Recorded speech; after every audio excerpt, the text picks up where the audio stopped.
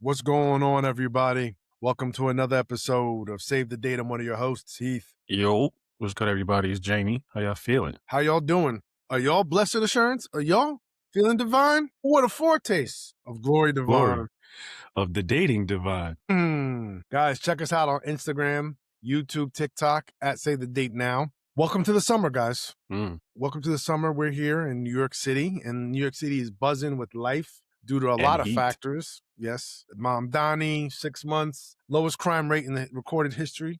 We also had the Knicks, as you can see. The Knicks went in June, and the city's alive with life and dating wonder.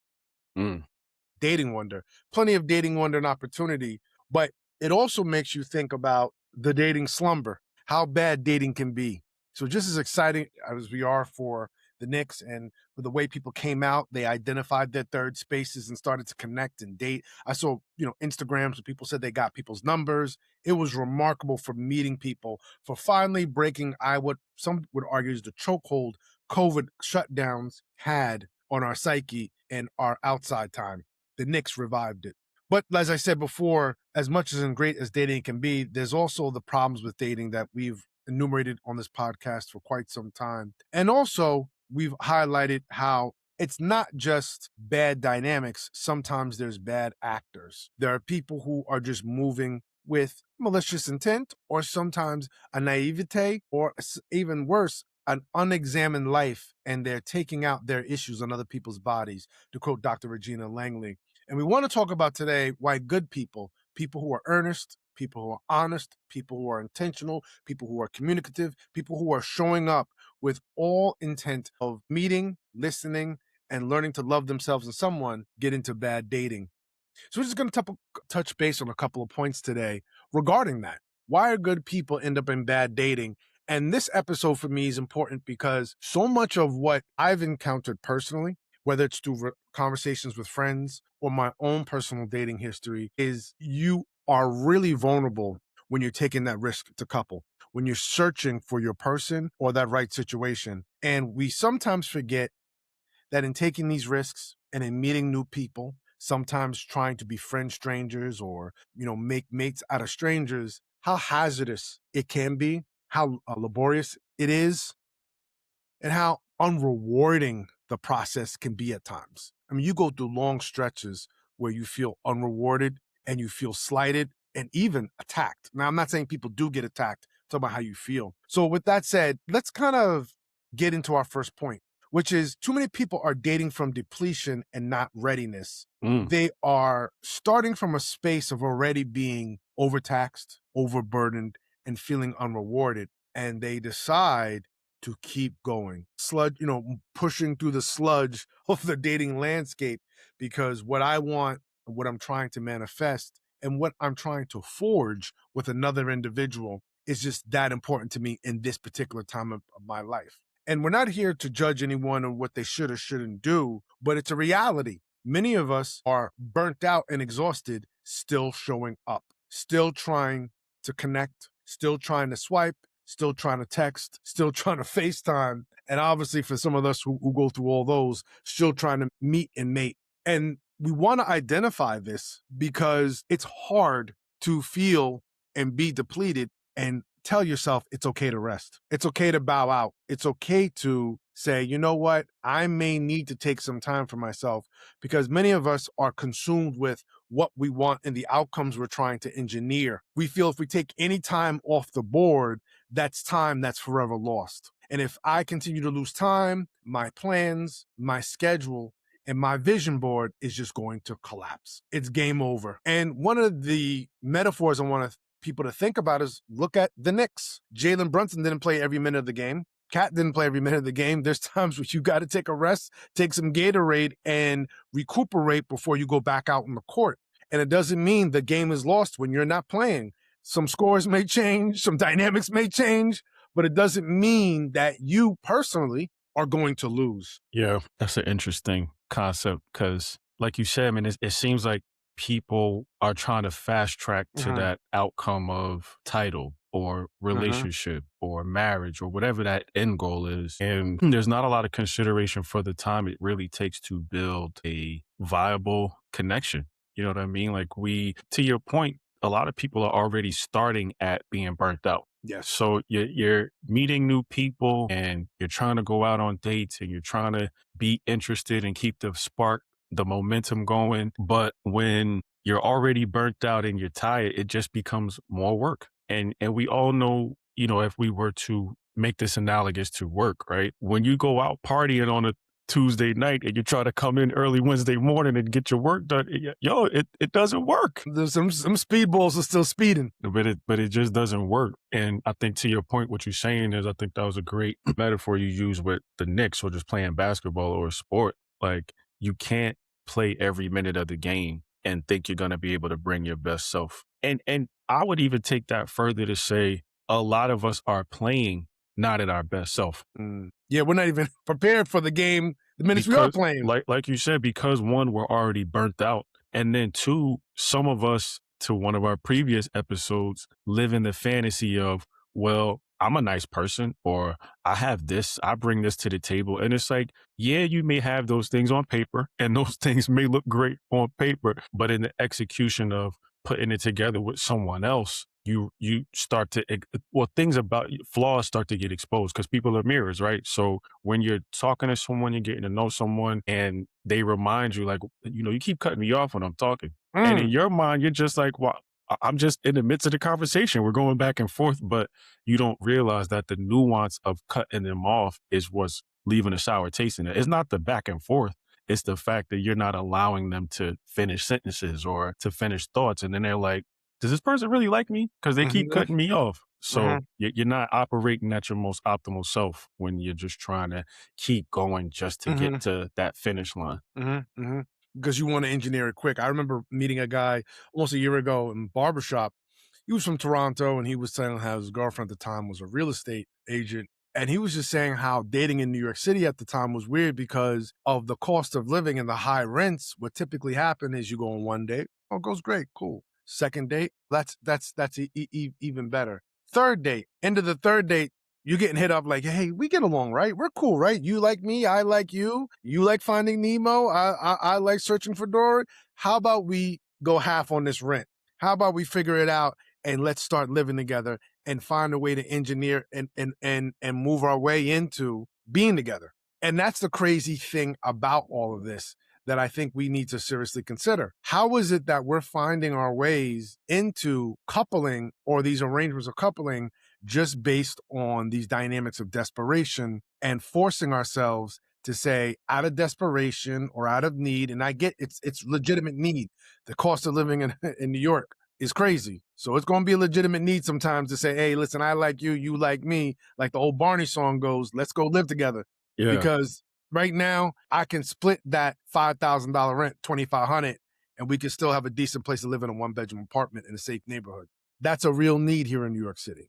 And now, from what I gather in the data, I'm seeing the stories I'm reading in news, it's a real concern in other parts of the country as well. So I get it. You're engineering this outcome, but what happens when you're that person who is, as I just said, operating more out of a point of desperation about your costs than wanting to actually couple with that person or forget it, anybody. And so the desperation is leading the conversation and not the desire to actually feel and be connected and be someone can connect to. Because that's another point I want to bring up here about being exhausted and burnt out and overtaxed and unrewarded is how do you as the individual who's maybe coming in a little bit more stable, a little bit more prepared and ready, suss out who's being cautious versus who's really unavailable. Yeah. Who's the person who really is overburdened, overtaxed, and probably should just, coach, call them out the game. Maybe let them go to the locker room before halftime, 2 minutes before halftime. Let them get that extra rest, get that work over in the back so they can come back and play the game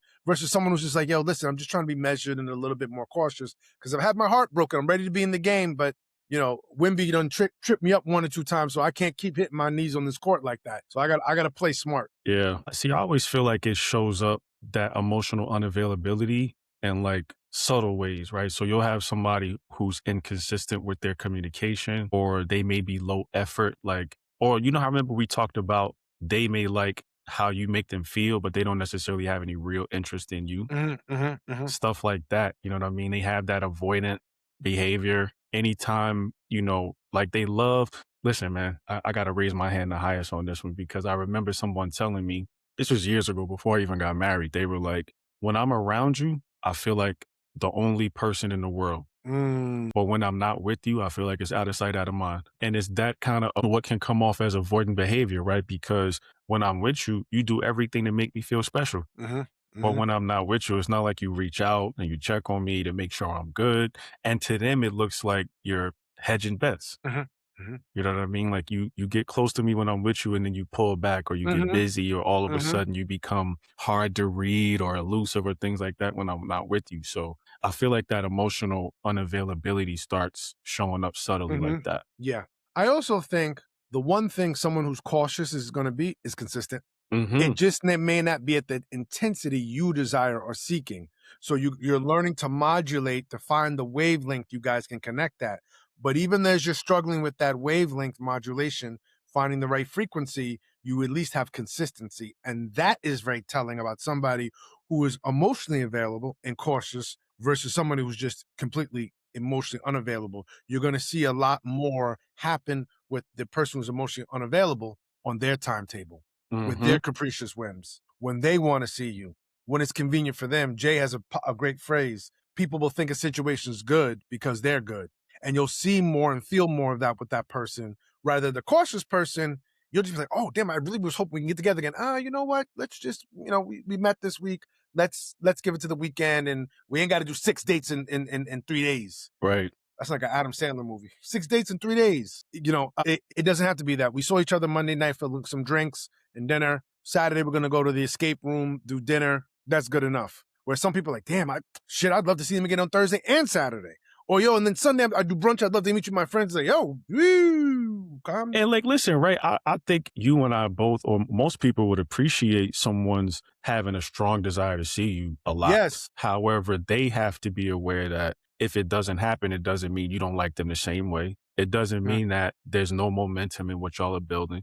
It just might mean y'all are on two different timelines when it comes to the frequency that y'all see each Yeah. other. And That's you're, all. you're, you're figuring it out. And That you're other figuring it person out. Right. also who's being cautious may want it just as much as you do. Mm-hmm. Yep. They actually may want to see you more, but they know their habits and their patterns, or they've just been, hurt before. So let me just pump the brakes and take in bites that I can actually ingest and digest, not just fill up quickly with the short-term fixes that I normally do that leave me with a stomach ache and a hangover. It becomes hard to get out of, get rid of. And I think they'll communicate that to you so you're not confused. Mm-hmm. They'll communicate, listen, I noticed that you have talked about us getting together a lot more. Mm-hmm. It's not that I don't want to, but this is the reason why I'm being a little more cautious because they don't want you to be confused. Mm-hmm. You know what I Mm-hmm. mean? That is, to me, that's part of what you talked about, the consistency when someone is really cautious or Yeah. serious because they're taking the time to think about the gravity of Yes. Yeah. continuing this building process. Yeah, Yeah. absolutely. So let's go to point two, which is dealing with this concept of good people, bad dating. Why do good people end up with bad dating scenarios or bad dating relationships? Point number two, people keep confusing attraction, validation, and compatibility. People keep confusing attraction, validation, and compatibility. Mm. And it's that people really identify chemistry, excitement, and desire, and they don't know how to identify peace and alignment and togetherness. For all intents and purposes, I really want you to park the car and just stay right there Yeah, for the rest of the episode. Well, But go ahead. because we know what it's like to feel excited, and excitement isn't always around joy. Excitement can also come from traumatic reactions, Anxiety. back and forth, yelling, screaming, jostling and jockeying for position and social status in the relationship. I'm the one who's doing this. You're the one who's doing that. All that kind of rigmarole can excite you. All that type of jostling and hustling to get to the better point compared to your partner can excite you because there's a lot of movement. It's ecstatic. Chemical reactions are happening all the time. Boom, bursts. July 4th, 250 years of America, fireworks going off. And you think you're doing something. You think something's happening. Or in other cases, we can't wait to tear each other's clothes off. The bedroom game is off the hook. Everything is great. We're just vibing and laughing and chilling. Where sometimes peace and alignment looks and feels very boring And awkward. and awkward. Peace and alignment could start off with, like we said, struggling to get to each other's wavelengths to the point where you got to have these conflict resolution conversations. You got to have these face to faces. You got to have these in persons. You got to have your internal relationship HR meetings. Is this still a good fit for you? And let's talk about this. You over there trying to slide a PIP on someone's lap. This is your performance improvement plan, and we'd like to check in a month. But that relationship that knows how to ward but repair, and repair faster and repair longer and repair in a way that's genuine, actually has increased the likelihood of actually going the distance compared to the relationship where you don't have any HR meetings. It's, pizza Fridays are off the hook, and the hookups that are happening at the after work bar are great. But before you know it, no work's getting done and someone's getting canned. And next thing you know, wash, rinse, repeat, and do it all over again. But no real progress is being made because all you have is one hookup after a next, as opposed to people that are learning to find their fit within your organization, to kind of keep with the work metaphor. So this is just important for us to understand. What is it about chemistry that keeps seducing us back into behavioral patterns and relational patterns that don't serve us, especially for some of us who want to have great and amazing dating lives? I think those dopamine hits are real, bro. They're very real. Feeling attraction feels really good. Yo, And I'm parking the car. Keep it here, homie. Cause I'm gonna go in right after you. I mean, listen, it feels really good when someone is looking at you and you can feel the energy, or they're communicating how they look at you, think about you, feel about you, and you can feel that energy. I mean, it feels really good. And I heard somebody say this one time in a song: if it feels good, it's a God thing. Now, I think that kind of mentality is very misleading, because obviously any adult will tell you that not everything that feels good is good for you. Mm-hmm. And being attracted to someone doesn't automatically mean that they're a fit for your life. It just means that y'all have a really good attraction. Mm-hmm. And like we talked about, the chemistry is great, but that's not to be confused for connection. The Mm-hmm. chemistry is all of the butterflies and all of that stuff. It'll make you feel that real strong, real bad. Mm-hmm. But as we've said before in previous episodes, when that high comes down and you looking for your panties in the morning, Your boxes. how are you looking for your boxes? And then we're like, how did I end up in this place again? Because that chemistry feels good. And if you're receiving validation from that chemistry or those intimate situations, it can make you stay in something a lot longer, because, the reprieve that you get mentally, psychologically from those dopamine hits that come from good sex, Mm-hmm. you're overlooking red flags that All you the time. really knew in the beginning that should have disqualified or discounted this person from being an object of your affection. But you were just like, no, it has to be right. The chemistry's so good. The sex feels so right.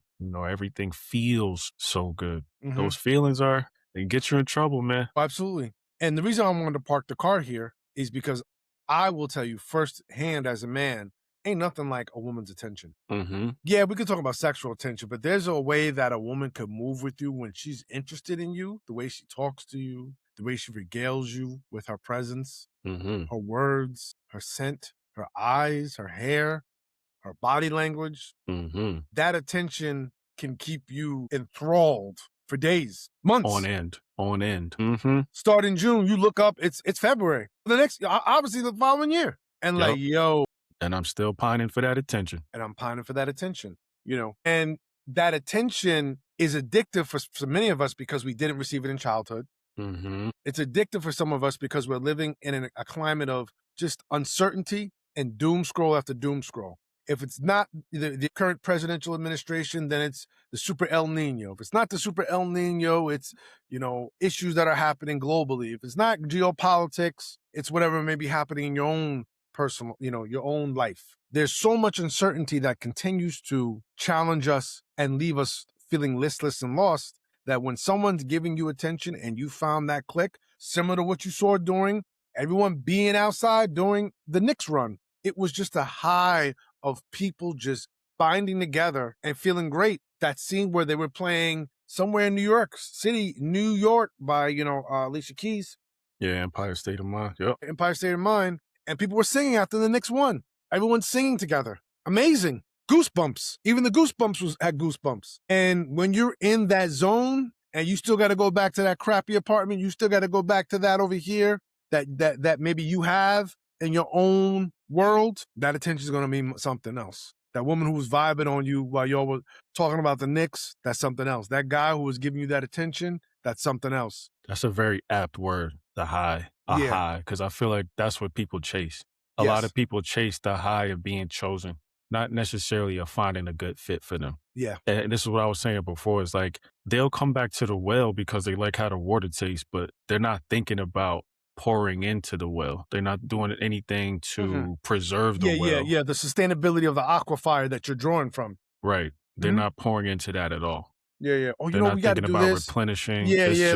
Let's get the bucket and the rope. We got to make sure the well's accessible. Let me make sure that, we've dug out and we've kept the well, None of shore it up so it doesn't collapse in with the current setup we have. Make sure the stones are clean. Yeah. They just love how the water tastes, so they keep coming back. Yeah. Whoever's maintaining the well, thanks. Sometimes, if you're lucky. If appreciation will be because they're taking it for granted. It's just the this is just your utility. This is what you're here for. Yeah. Good. Yeah. So next time, to make sure my palate stays wet. This is just what you're here for. That's your utility. But man, I'll tell you, if there's one place that I can go when I'm parched, is to come here. You know how much you mean to me? And it's true. You mean a lot to them, but it's because of your utility, not because of who you are. Yeah. Or not something you can build on. It's one-sided. And so that high will, listen, we've all been there. I mean, even with pornography, man, yo, dude, you can go years getting lost in content before you pick your head up and like, I started this when I was 18. I'm 26. And I done seen everything from Debbie Does Dallas to Shaniqua inside Houston. Cancun to Grant's Tomb. That's true. I didn't hear everything from Cancun to Grant's Tomb. Right. Yeah, that's real. Confusing that connection. And I think this is a good segue to point 3, which is so many people approach the dating market with missed expectations and unexpected or uncommunicated needs. They're basically coming with these unspoken negotiations about what they want, who they are, and how they can couple and add value to someone else's life. And I think a lot of people do this because I had said in the beginning, people feel unrewarded.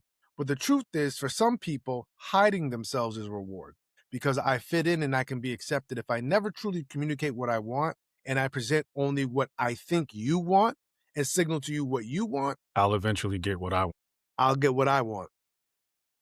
Never mind that I've duped you, hurt you, lied to you, misrepresented myself, misrepresented my needs to you, and now you're going to be the burden bearer for all of that blowback and aftermath. Yeah. I wanted to get married. I wanted to have what you have. This well was refreshing me, and now I want to own it. Forget what it takes to maintain the well, the water table, the aquifers, the water management plans that are required to keep this well safe and with good, pristine water. I don't care about any of that. It's like your boy told you. I thought we were moving into start a life. They were moving in to save half the rent. Yeah.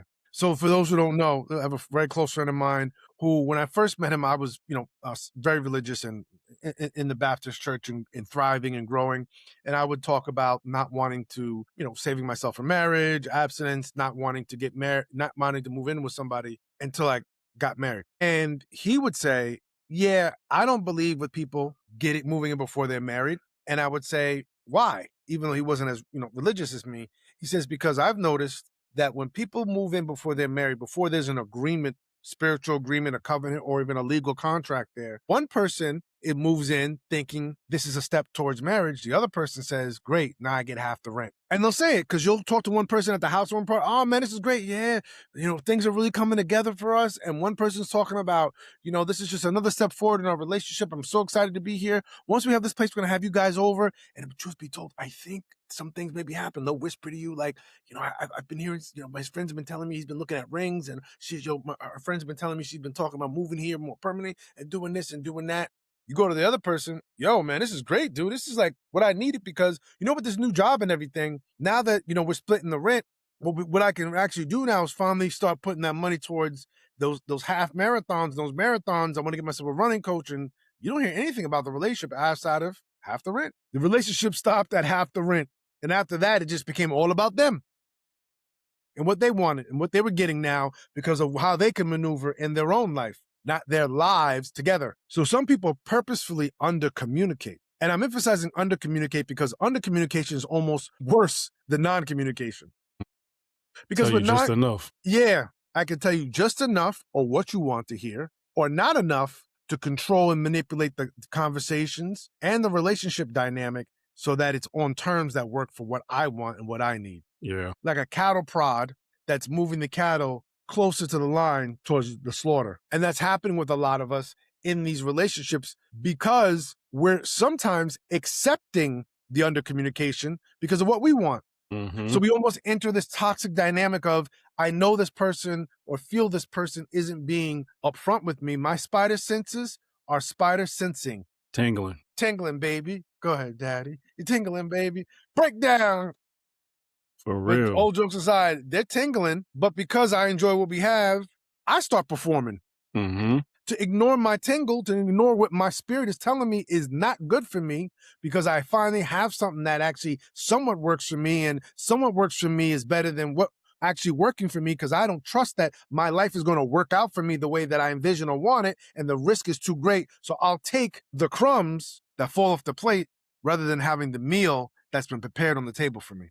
There's a lot of resentment that comes from that too. Mm-hmm. And you start to layer the challenges, the traumas, and the issues into your own spirit. You resent yourself, you resent the other person, you start resenting aspects of your childhood, your parents, how come they, and all this from you ignoring your spider senses. You not trusting yourself, you not trusting your own plan, or you not doing what every human being does, look at the crumbs on the floor and say, why would I eat that when I can have that, what's on that plate, on that table, nicely laid out, prepared for me. Beautiful fine china, clean bleach napkin, well, I think that's a 1776 wine, all laid out for you. So this is important because, yes, you can be duped, but I want you to get this. Who's doing the duping? You or the other person? Mm. Who is doing the duping? And duping doesn't always have to be nefarious. No. It doesn't always have to be evil, but it could be, like Heath just said, I know that I'm not moving forward under a positive and legitimate pretense. Mm-hmm. I know that I'm only being with this person because of how they make me feel or what I'm getting from them. Mm-hmm. Yeah, I may have to give something up. I may have to open my legs. I may have to open my wallet. I'll take the L. Like you said, you'll take the crumbs. Mm-hmm. And you know in your own heart that you really want a 4-course meal. You feel like you've been single enough. You deserve that. You've done the healing work. You're telling yourself, I deserve this Michelin star meal, but you're still taking crumbs. And then you're mad at the person for giving you the crumbs. And secretly, you're really mad at yourself for taking the crumbs for as long as you did. But there's really no blame to put when you've been doing it to yourself. Absolutely. Absolutely. And so are people suffering from bad intentions and malicious actors? Or are they suffering from their own lack of clarity or the other person's lack of clarity? Like you said, it's not all malicious, ruthless behavior that's dictating what needs to happen. Right. It's people entering a space and desiring to couple, but not having the honesty within themselves first, and then the honesty with the other person to really create a genuine connection that's full of vulnerability and the rich depthness of connection. The rich depth of connection. I want to take a second here to say, guys, what Heath is talking about doesn't necessarily mean long-term romantic connection. You can be genuinely sneaky links if y'all are sincerely showing each other respect and dignity and all of that different type of stuff. Like, all of that could be genuine. You can genuinely connect on things like that. It's when you know you got the agenda, the hidden agenda. To me, that's what makes it malicious. Absolutely. When you know you're not connecting with this person because of something substantive and you're telling them or acting like it is. Hello, Klay Thompson. Well, you're doing all of the gestures and things that look like that are leading this person to think they must really like me. They bringing me around the fit. Now, I'm not saying he did this intentionally. No. You know what you're doing at a certain age. Yeah. You know what your actions are signaling to someone. And nobody is dumb enough to just say, I think someone likes me if you haven't done something to make them think that. And I'm pretty sure she looked at all of the things he was doing. Yeah, the boat, naming the boat after her. Buying a home, all of that stuff. Now, I said to you and I, it might be like, well, yo, that's just trinkets for him. Yeah, Yes. but he had to know what her receiving those Yeah. things made her feel. He had to know. Yeah. I mean, you're naming a boat after somebody, and while it wasn't no 60-foot yacht, it definitely was a boat, and it was obviously something that he used, and it's like, "Yo, because this is a part of me, I'm connecting to you," like someone who names a hospital wing after a dear friend. Right. Millionaires have done that all the time, former family members, et cetera. If you didn't see Steph name a boat after Aisha, if you didn't see Draymond name a boat after his significant other, like, come on, son, you know what you're doing. Yeah, You know what you're doing. yeah, it's not the common run-up. Not at all. And Buying even clothes somebody, yeah. I was gonna say, but even somebody on on our level who's buying someone clothes, bags, shoes, all of these different types of things, or taking them on lavish trips, you know what you're doing. Yeah, And for sure. also, just to make it even, ladies, you know what guys are asking for when they fly you out. If it's never explicitly said, like, let's be adults about this. Yeah, yeah. What the expectation is. Yeah, even if you address it beforehand, like, hey, listen, I know what you think, but that's not what I'm coming out for. Like, but at least we can acknowledge these things as adults, right? We should be able to. And I think also, again, flown out isn't just about the expectation of sex, it's also about the expectation of being somebody when they're around you in this resort. Maybe they want you to make them look a certain way, hold your Mm-hmm. hand a certain way, or say Yeah. certain things, be performative in public that may not work with your spirit or your soul, or where your relationship genuinely is at. Like, yo, I'm okay with the sex, but you want me over here just giving you a massage on the chair while everyone's watching to show that you the man who got a woman. It's like, yo, listen. I didn't want to do that.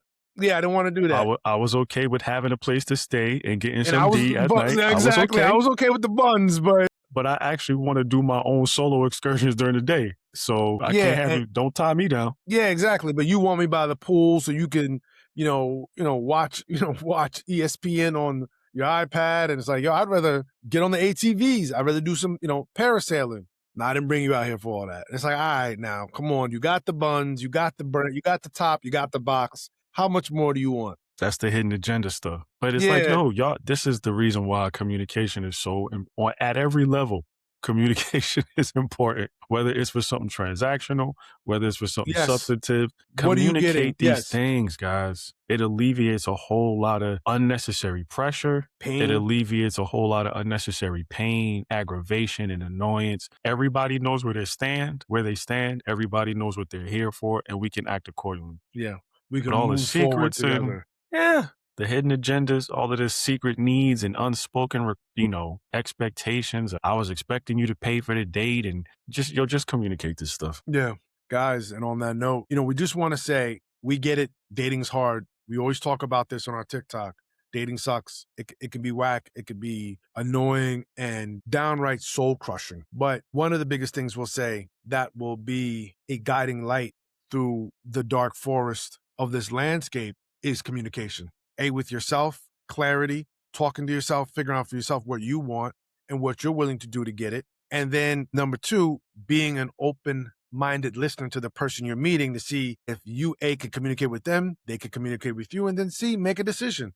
How do we get to an understanding that works for both of us? And again, it's not going to always be long-term relationships. It could be a cool dating scenario that lasts for a couple of months and you guys just end up being friends or staying in contact or whatever. It's not always romantic, happily ever after. There's some romantic right nows that would change your life and positively influence you. But do it the right way. Do it in a way that allows you to feel connected and allow someone else to feel connected to you. Guys, this has been another episode of Save the Date. Check us out, TikTok, YouTube, Instagram. My name is Heath. I'm Jamie, yo. Till next time. Till next time, take care. Peace.